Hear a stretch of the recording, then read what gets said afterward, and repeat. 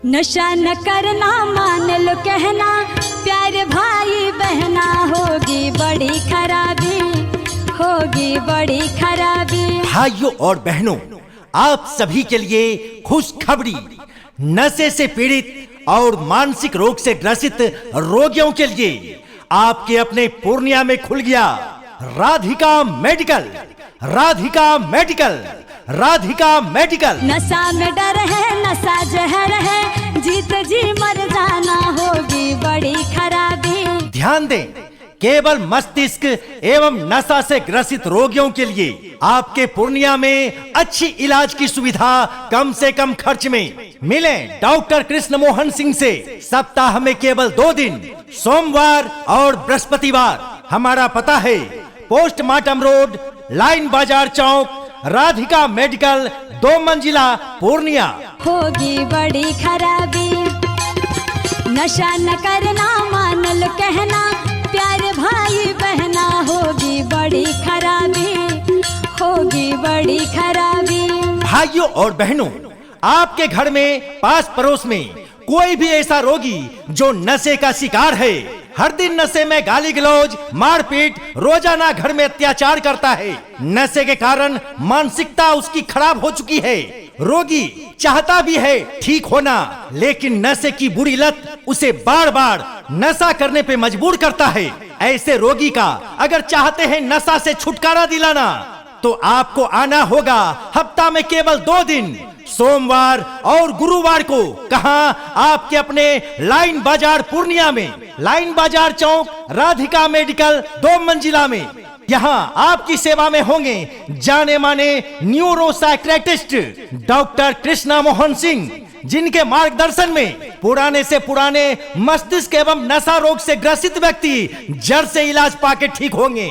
अगर मरीज को मन की बीमारी है, रात रात भर नींद नहीं आता, हर वक्त सोचता रहता है, मन में उठपटांग चलता रहता है, कभी हंसता है, कभी रोता है, कभी कुछ से कुछ बोलता है, ऐसे रोगी हैं तो एक बार जरूर मिलें। अगर कोई व्यक्ति नशा करता है, चाहे दारू हो, गांजा हो, किसी भी प्रकार का नशा छुड़ाना चाहते हैं तो जरूर आके मिलें। हमारा पता है पोस्टमार्टम रोड, लाइन बाजार चौक, राधिका मेडिकल, 2 मंजिला, पूर्णिया में।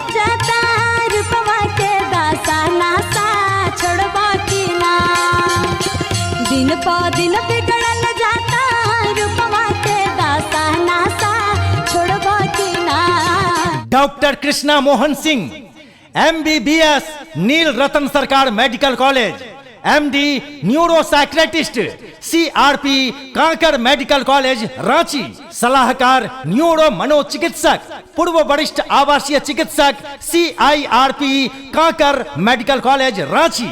डॉक्टर कृष्णा मोहन सिंह के मार्गदर्शन में बहुत से रोगी ठीक हुए हैं। अब आपकी बारी है, तो फिर देर क्यों?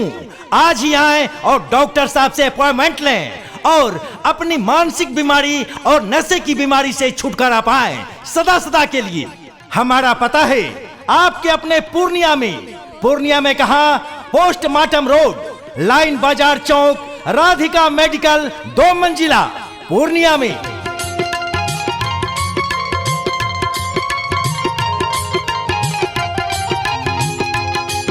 ध्यान दें, रोगी मिले केवल सप्ताह में 2 दिन, सोमवार और गुरुवार। हमारे यहाँ उपलब्ध सुविधाएं, अगर मरीज नशे से ग्रसित है, अगर मरीज खंडित मानसिकता रखता है, जैसे मारपीट, गाली गलौज, अदृश्य चीजें देखना, असामान्य आवाजें सुनना आदि।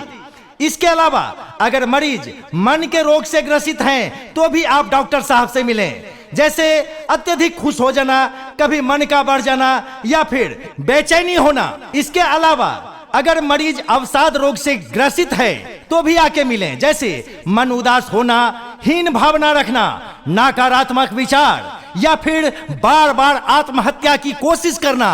तो हफ्ता में 2 दिन, सोमवार और गुरुवार, आप अपने लाइन बाजार पूर्णिया में डॉक्टर कृष्णा मोहन सिंह से मिलें, राधिका मेडिकल, 2 मंजिला में। अगर आपके आसपास में या आपके घर में कोई भी ऐसा मरीज जो बराबर चिंता करता है, घबराता है, उसे बेचैनी है और इस प्रकार की शिकायत से परेशान है, तो आप आ सकते हैं। इसके अलावा स्मैक, गांजा, शराब ऐसे नशा से ग्रसित है तो आप जरूर आके मिलें और समय रहते अपने रोगी का इलाज करवाएं। मरीज कितना भी पुराना मानसिक रोग से गुजर रहा हो, एक बार जरूर आएं। मरीजों की सेक्स संबंधी बीमारी, सिर में दर्द, मिर्गी आदि रोग से भी ग्रसित हैं, नसों की बीमारी है, दिमागी कोई भी परेशानी है तो जरूर आकर मिलें। हमारे यहाँ इन सारे बीमारी का इलाज होता है जड़ से। सप्ताह में केवल 2 दिन, सोमवार और गुरुवार। हमारा पता है पोस्टमार्टम रोड, लाइन बाजार चौक, राधिका मेडिकल, 2रे मंजिल। ज्यादा जानकारी के लिए आप हमें फोन करें या नंबर लगाने के लिए फोन करें। हमारा मोबाइल नंबर है 96 31 67 44 74, यानी 9631 67 4474। भैया पागल फिरोगे तुम बाजार में, रोते रहेंगे बच्चे, पत्नी रहेगी इंतजार में। और क्या कहना है, बिकेंगे गहना फिर क्या कहना, डर डर ठोकर खाना, होगी बड़ी खराबी, होगी बड़ी खराबी। भाइयों और बहनों, आप सभी के लिए खुशखबरी।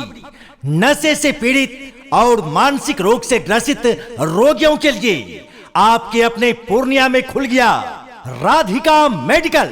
Radhika medical, Radhika medical. नशा में डर है, नशा जहर है, जीत जी मर जाना, होगी बड़ी खराबी। ध्यान दें, केवल मस्तिष्क एवं नशा से ग्रसित रोगियों के लिए आपके पूर्णिया में अच्छी इलाज की सुविधा कम से कम खर्च में। मिलें डॉक्टर कृष्ण मोहन सिंह से। सप्ताह में केवल 2 दिन, सोमवार और बृहस्पतिवार। हमारा पता है पोस्टमार्टम रोड, लाइन बाजार चौक, राधिका मेडिकल, 2 मंजिला, पूर्णिया। होगी बड़ी खराबी, नशा न करना, मान लो कहना, प्यारे भाई बहना, होगी बड़ी खराबी, होगी बड़ी खराबी।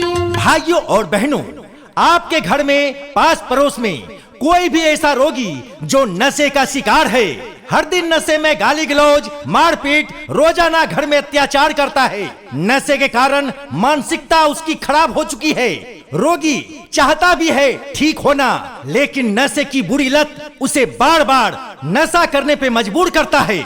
ऐसे रोगी का अगर चाहते हैं नशा से छुटकारा दिलाना तो आपको आना होगा हफ्ता में केवल 2 दिन, सोमवार और गुरुवार को। कहाँ? आपके अपने लाइन बाजार पूर्णिया में, लाइन बाजार चौक, राधिका मेडिकल, 2 मंजिला में।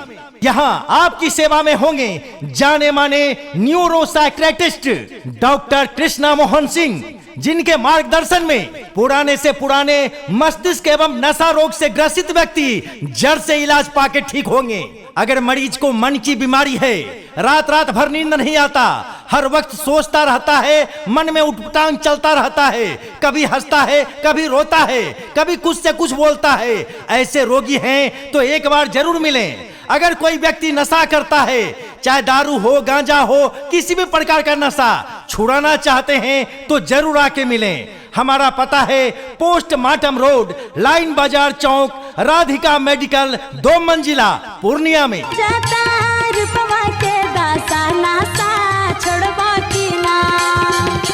दिन पा दिन बिगड़ल जाता, रूपवा के दासा नासा, छोड़बा की ना। डॉक्टर कृष्णा मोहन सिंह, MBBS नील रतन सरकार medical college, MD neuro psychiatrist, CRP conquer medical college Ranchi, सलाहकार न्यूरो मनोचिकित्सक, पूर्व वरिष्ठ आवासीय चिकित्सक, CIRP conquer medical college Ranchi. Doctor Krishna Mohan Singh के मार्गदर्शन में बहुत से रोगी ठीक हुए हैं। अब आपकी बारी है तो फिर देर क्यों? आज ही आए और डॉक्टर साहब से अपॉइंटमेंट लें और अपनी मानसिक बीमारी और नशे की बीमारी से छुटकारा पाएं सदा सदा के लिए। हमारा पता है आपके अपने पूर्णिया में कहा? पोस्टमार्टम रोड, लाइन बाजार चौक, राधिका मेडिकल, 2 मंजिला, पूर्णिया में।